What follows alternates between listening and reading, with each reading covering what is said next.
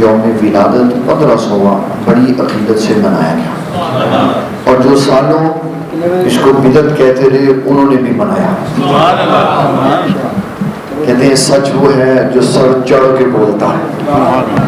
اللہ تعالیٰ ارشاد فرماتا ہے وَأَمَّا بِنِعْمَتِ رَبِّكَ فَحَدِّثْ، اور اپنے رب کی نعمت کا خوب چرچا کرو۔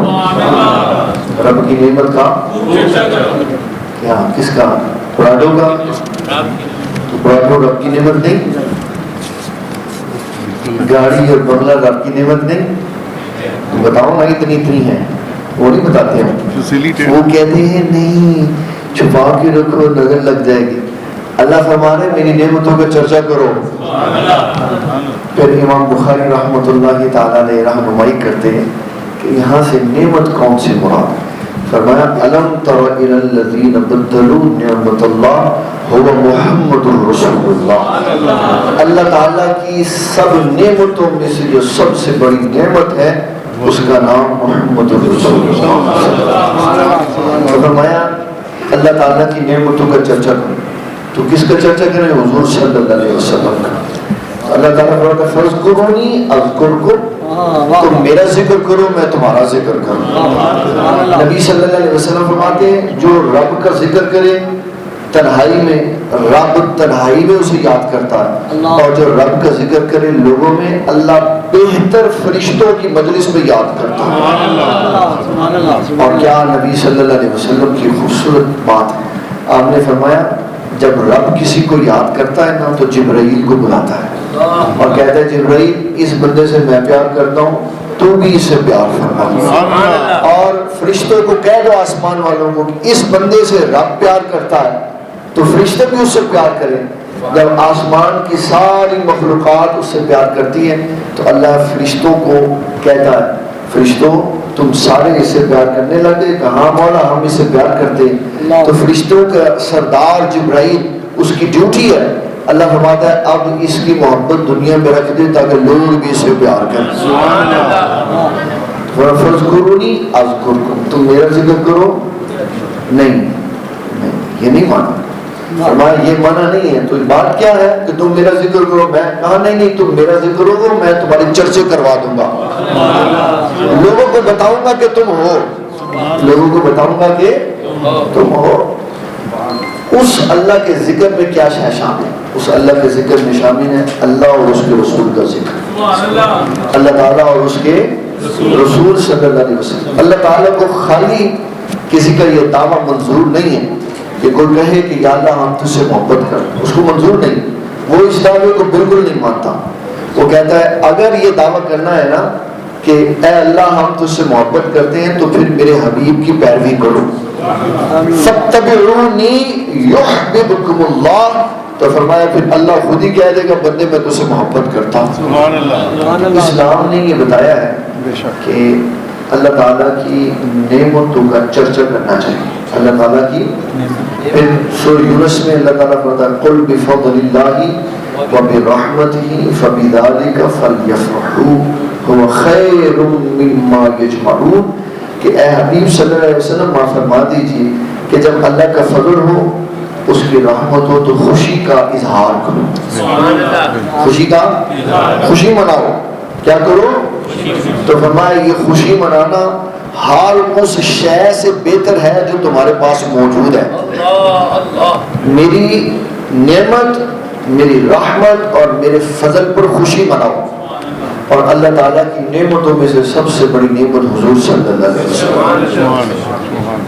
ہمارا یہ جو معاشرہ ہے اس میں ہم بڑی کوشش کرتے ہیں اور اس کے اوپر بڑی اسٹرگل کرتے ہیں کہ پازیٹیو سینس میں چلیں، پازیٹیو سینس میں چلیں، اور چلتے بھی ہیں، لیکن جو ماحول ہے نا پھر وہ بسا اوقات ہمیں یہ سکھاتا ہے کہ جو تند و تیز ہوائیں دائیں بائیں سے آ رہی ہیں ان سے لوگوں کو بچانا بھی ہے، ان سے لوگوں کو بچانا۔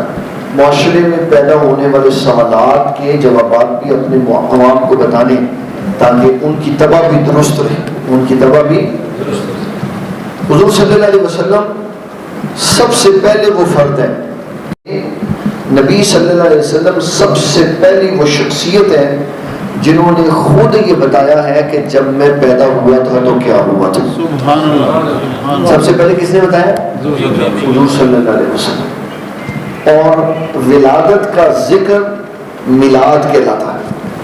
تو جب حضور پاک صلی اللہ علیہ وسلم خود فرمائیں کہ جب میں پیدا ہوا تھا تو یہ ہوا، پھر اس کے بعد اگلے سارے سوال ختم ہو جاتے ہیں کہ بتاؤ فلاں نے منایا، فلاں نے منایا، ہمیں فلاں فلاں کی ضرورت نہیں. ہم نے زبان وحی ترجمان سے سنا ہے کہ آپ نے فرمایا جب میں پیدا ہوا تو ایسے ہوا. سبحان اللہ. ایک کتاب ہے حدیث کی جس کا نام ہے شرح السنہ، ابو الحسین البغوی کی کتاب ہے شرح السنہ. اس کتاب کو اگر معیار کے اعتبار سے دیکھیں نا تو یہ بخاری اور مسلم کے درجے کی کتاب ہے. بخاری اور کیوں؟ اس لیے کہ امام بغوی نے یہ اصول طے کیا تھا کہ جن شرائط پہ امام بخاری اور امام مسلم حدیثیں لکھتے اور وہ جمع کرتے، ان شرائط پہ جو حدیث اترتی ہے اور وہ اپنی کتاب میں اس کو لکھتے نہیں، تو میں اس حدیث کو لے کر اپنی کتاب شرح السنہ میں لکھوں گا. تو سند کے اعتبار سے شرح السنہ بخاری اور مسلم کے درجے کی کتاب. اس میں حضرت ارباز بن ساریہ کی حدیث موجود ہے. فرماتے ہیں نبی صلی اللہ تعالی علیہ وسلم آپ واز فرما رہے تھے تو میں نے سنا، آپ نے فرمایا آنا آنا، اپنا ذکر کر آنا، لوگوں میں ہوں. کہا کیا ہے؟ انا. اور یہ حدیث کے اندر لفظ جب آتا ہے نا انا کا، تو اس کے پیچھے محدثین کہتے ہیں کہ ویسے کسی کو اجازت نہیں ہے کہ وہ یہ کہے کہ انا ہوں، میں ہوں. یہ کسی کو اجازت نہیں ہے، اس لیے کہ اس جملے کے ادا کرنے سے بڑے بڑے سورما غرق ہو گئے. شیطان نے کہا انا خیر من، میں بہتر ہوں، تو اللہ نے فرمایا فخرج، دفع ہو جائے یہاں سے. فرعون نے کہا انا ربکم الاعلی، میں بڑا رب ہوں، تو اللہ تعالیٰ نے اس کو بھی غرق کر دیا. اور جب اس کے پیارے بندے کہتے ہیں آنا، تو اس کے اندر غرور اور تکبر نہیں ہوتا، کیونکہ وہ رب کی اجازت سے آنا کہتے ہیں. نبی صلی اللہ علیہ وسلم نے فرمایا انا قائد المرسلین. میں پیدا ہوا تو میری امی جان نے فرمایا، جب میں پیدا ہوا تو میلاد پھر کس کو کہتے ہیں؟ اگر یہ میلاد نہیں ہے تو پھر میلاد کیا ہے؟ کہ حضور صلی اللہ علیہ وسلم ہے جب میں پیدا ہوا تو میری امی جان نے بتایا کہ ان کے جسم اقدس سے نور نکلا، اس سے شام کے محلات روشن ہو گئے. اس سے شام کے بات ہو گئی پوری. پھر سوالوں کی بجھاڑ شروع ہو. کہتے جو ٹھیک ہے اینا تو میلاد شریف ٹھیک ہے، یہ چڑیاں لا لیں وہ ہے فلاں کر دو ہے کتنا. یہ یاد رکھیں، ہر معاشرے کی خوشی کا منانے کا انداز اپنا ہے. ہر معاشرے کی خوشی کا منانے کا انداز. عرب خوشی کا اظہار کرتے ہیں تلوار لے کے باہر. آپ تلوار لے کے نکلیں تو پھر اندر جائیں گے ایسے کہ باہر نہیں آئیں گے، پھر آپ باہر نہیں آئیں گے. یہاں تلوار لے کے باہر نکلنا جرم، یا پستول باہر لے کے نکلنا جرم. تو معاشرتی طور پر خوشی کو سیلیبریٹ کرنے کا انداز اپنا اپنا. نبی صلی اللہ علیہ وسلم کے زمانہ میں عید الفطر اور عید الاضحیٰ پہ جنگی مشقیں ہوتی تھی، تیر چلائے جاتے تھے. آپ صلی اللہ علیہ وسلم ایک طرف کھڑے ہو جاتے، آپ فرماتے تیر چلاؤ، ادھر والے ادھر چلاتے، پھر ان سے فرماتے کہ اب تم چلاؤ. تو وہ اپنے تیر کمان نیچے رکھتے، کہتے حضور آپ کی طرف کیسے تیر چلا سکتے. اپنی خوشیوں میں بھی ادب مصطفیٰ کو ملوث خاطر رکھتے تھے. آپ نے فرمایا نہیں نہیں یہ ہم سیکھ رہے ہیں، میں تمہاری طرف بھی ہوں میں ان کی طرف. کہا نہیں حضور ہم نہیں چلائیں گے، آپ جب کھڑے ان کی طرف ہے تو پھر آپ انہیں کی طرف ہیں. اتنے ادب کا خیال رکھتے تھے. تو ہر معاشرے کی خوشی منانے کا انداز اپنا ہے. صرف ایک بات کا اسلام نے پابند کیا ہے کہ خوشی ایسے انداز میں نہیں ہونی چاہیے جس میں شریعت اسلامیہ کی مخالفت ہو. اس کے علاوہ خوشی خوشی جیسے مرضی مناؤ. جب نبی صلی اللہ علیہ وسلم پیدا ہوئے، قاضی سلیمان منصور پوری نے سیرت النبی میں لکھا کہ حضور صلی اللہ تعالی علیہ وسلم آپ کو جو سیدہ آمینہ رضی اللہ تعالیٰ عنہ کی خادمہ تھی، اس نے پکڑایا حضرت سیدنا عبد المطلب کو کہ آپ کے بیٹے عبداللہ کے ہاں لڑکا ہوا. انہوں نے نبی صلی اللہ علیہ وسلم کو دیکھا، خوبصورت گلابی گال تھے، سرخ چمکتے ہوئے آپ کے ہونٹ تھے، اور آنکھوں میں قدرتی طور پہ اللہ نے سرما ڈال کے بھیجا ہوا تھا، چمکدار خوبصورت آپ کا نورانی چہرہ تھا. تو آپ لے کے کعبۃ اللہ میں آ گئے. رسم تھی کہ جس کے ہاں بھی بچہ ہوتا وہ کعبۃ اللہ میں لے کے آ جاتا. جو مانتا رب کو وہ کعبے کے سامنے کھڑا ہو کہتا یا اللہ تیرا شکر ہے نعمت دی، اور جو بتوں کو ماننے والا ہوتا وہ بتوں کے پاؤں پہ چلا جاتا، بچہ لٹا دیتا. قاضی سلیمان منصور پوری نے لکھا کہ جب حضرت سیدنا عبد المطلب رسول اللہ کو لے کے کعبہ میں آئے تو انہوں نے دیکھا کہ کعبے سے روشنی نکل کے نبی صلی اللہ علیہ وسلم کے اندر جا رہی. اب کیونکہ توجہ نہیں تھی اس وقت تو یہ سمجھ نہیں پائے کہ کیا ہوا. تو پھر جب غور کیا تو کہنے لگے نانا یہ نہیں ہوا کہ کعبے سے روشنی نکل کر میرے پوتے میں جا رہی تھی. کہا بات یہ تھی کہ نور میرے بیٹے سے نکل کے کعبے کے اندر جا رہا تھا. لوگوں نے پوچھا عبد المطلب یہ کیا ہے؟ ہم نے فرمایا یہ میرا پوتا ہے. کہا کیا نام رکھا؟ کہا میں نے اس کا نام رکھا ہے محمد صلی اللہ تعالی علیہ وسلم. اچھا پہلے تو کبھی کسی نے یہ نام نہیں رکھا. آپ نے فرمایا میں نے رکھا اس لیے کہ میں چاہتا ہوں ایک زمانہ میرے بیٹے کی تعریفیں کریں. اب زمین والے بھی تعریف کرتے ہیں، آسمان والے بھی کرتے ہیں، مخلوق بھی کرتی ہے، خالق بھی حضور کی تعریف کرتا ہے. یہ سارا معاملہ ہو گیا. پھر حضرت سیدنا عبد المطلب واپس تشریف لائے گھر، اور آپ نے حضور پاک صلی اللہ علیہ وسلم کی ولادت پر کھانا کھلایا لوگوں کو اونٹ ذبح کر کے. باندھوں کے اونٹ کا رواج تھا تو اونٹ ذبح کر کے کھلایا. ہمارے ہاں جو استطاعت رکھتے ہیں وہ بکرا کھلاتے، جو استطاعت رکھتے ہیں وہ مرغا کھلاتے، جو استطاعت رکھتے ہیں وہ بریانی کھلاتے. اپنا اپنا مزاج. اور وہ شے اللہ کی بارگاہ میں نبی صلی اللہ علیہ وسلم کی ولادت پہ پیش کرنی چاہیے جو آپ کو پسند ہے، جو آپ کو پسند ہے. شاہ ولی اللہ محدث دہلوی کہتے ہیں میرے ابا جان ہر سال میلاد شریف کا پروگرام 12 دن مسلسل کرتے تھے. کتنے دن؟ کہا کیسے کرتے تھے؟ کہا پہلی ربیع الاول کو 1000 بندے کو کھانا کھلاتے تھے، دوسری ربیع الاول کو 2000 کو کھانا کھلاتے تھے، اور 12ویں ربیع الاول کو 12000 بندوں کو کھانا کھلاتے تھے. ایک دن کیا ہوا، ایک سال ایسا آیا مالی مشکلات تھی تو پیسے نہیں تھے. پہلی ربیع الاول بھی گزر گئی، دوسری بھی، تیسری، تو 12 کو بڑے پریشان ہوئے کہ یار یہ کیا ہے، اس دفعہ تو کچھ بھی نہیں کر سکے، اتنی غربت. تو بازار سے بنے ہوئے چنے لیے، اس میں فاتحہ شریف پڑھی، اس میں آیت الکرسی پڑھی، اس میں سورۃ اخلاص پڑھی، اور تحفہ رسول اللہ کی بارگاہ میں پیش کر دی.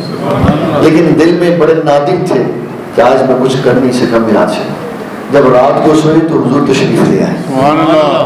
شاہ عبد الرحیم محدث دہلوی کہتے ہیں ایسے مجمع لگا ہوا تھا اور نبی صلی اللہ علیہ وسلم کے سامنے طرز طرز کے کھانے پڑے ہوئے تھے. تو آپ نے مجھے دور سے اشارہ کر کے بلایا عبد الرحیم ادھر. میں حاضر ہوا. آپ نے فرمایا دیکھو تمہارے چنے کدھر ہیں؟ کہا جب میں نے دیکھا تو سارے کھانوں کے درمیان میں چنے پڑے ہوئے تھے. آپ نے ان کو پکڑا، تناول فرمود و تقسیم فرمود، اور آپ نے خود بھی کھائے اور صحابہ کو بھی کھلائے. کہا مجھے اس دن کے بعد یقین ہو گیا کہ جو پیش ہے اخلاص سے، ارادت سے، للہیت سے، رزق حلال سے رسول اللہ کی بارگاہ میں پیش کرو، حضور تک چیز بھی پہنچتی ہے، ثواب بھی پہنچتا ہے، چیز بھی پہنچتی، چیز بھی پہنچتی. اب یہ سمجھنے والی بات ہے کہ چیز کیسے پہنچتی، چیز کیسے پہنچتی. ایسے پہنچتی جیسے ای میل لکھ کے ٹیکسٹ کر دو تو لکھا یہاں تھا تو لکھا وہ وہاں پہنچنے نہیں پہنچتا. اس ٹیکنالوجی کے قائل ہے سارے، کہتے ہیں ہاں ای میل پہنچ جاتا، کھانا بھی پہنچ جاتا. آپ نے پہنچانا، آپ نے پہنچانا، میں نے، اللہ نے پہنچانا. کیا کس نے پہنچانا ہے؟ اللہ تعالیٰ نے پہنچانا. اور رب کائنات جل جلالہ کا نظام ایسا ہے، ٹیلی کمیونیکیشن کا نظام ایسا ہے، میسج لکھے تو کہتے ہیں یہ ویوز بنتی ہیں، پھر بعد جا کے دوبارہ لکھا جاتا ہے، اور کتنی دیر لگتی ہے؟ سیکنڈ نہیں لگتا، ایک سیکنڈ. واٹس ایپ کی ٹیکنالوجی اتنی تیز ہے، ایک سیکنڈ نہیں لگتا، ایسے کر کے وہ میسج کیا. ابھی تو مزید ترقی ہوگی، ابھی تو انہوں نے بندے ادھر سے ادھر بھیج دینے ہیں، پھر کہ وہ یہ کیا ہوا، یہ کیا ہوا، پھر لوگوں کو سمجھ آنا ہے معراج شریف کی ایسے کر کے حضور کیسے آسمان پہ چلے گا. سبحان اللہ. جب بندے لندن میں بیٹھے ہوتے ہیں، کچھ سرپرائز دینا ہوتا آپ کو، باپ کو بہنوں کو، وہاں سے کیا تھا میکڈونلڈ میں یہ فلانا سالٹ اینڈ پیپر بھی اتنے کھانا پہنچا دے، وہ تو لندن تو اتنے گھر پہنچ. میں یہ کہہ رہا ہوں، میں اگلی ٹیکنالوجی بتا رہا ہوں کہ بندے بھی بھیج دینے ہیں، سائنس بندے بھی سائنس نے ادھر سے ایسا کر کے بھیج دینے، ایسے چلے جائیں، پھر سمجھ آئے گا کہ حضور یہاں سے معراج پر کیسے چلے. ادھر ایسے دیکھا، ادھر اس نے دروازہ کھول دیا، اوپر چلے گئے، پھر اوپر چلے گئے. یہ ساری ٹیکنالوجی قرآن و سنت پڑھ کے تیار ہو رہی ہے. ہم لڑ رہے ہیں کیسے ہو رہا ہے، وہ کہتے ہیں تم کر کے دکھانے آؤ، پھر وہ کر کے دکھا دیتے. تو اسلام نے یہ بتایا ہے کہ حضور صلی اللہ علیہ وسلم کی بارگاہ میں آپ کوئی شے پیش کریں، وہاں پہنچ جاتی، وہاں پہنچ جاتی. اور میں نے اس کی تصدیق کر رہا ہوں، اس کی تصدیق نبی صلی اللہ علیہ وسلم نے خود فرمائی.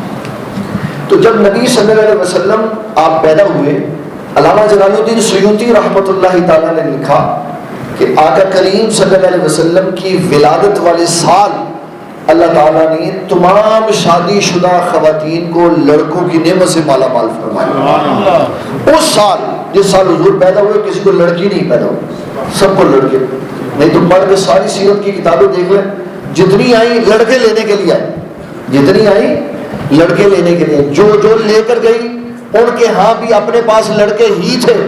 اور نبی صلی اللہ تعالیٰ علیہ وسلم جس حلیمہ سعدیہ کے گھر گئے اس کے ہاں بھی ایک لڑکا ہی تھا، کئی لڑکی کا تصور نہیں ہے. کیوں؟ اللہ تعالیٰ نے خوشی میں لوگوں کو لڑکوں کی نعمت سے مالا مال فرمایا. تو یہ اظہار محبت ہے.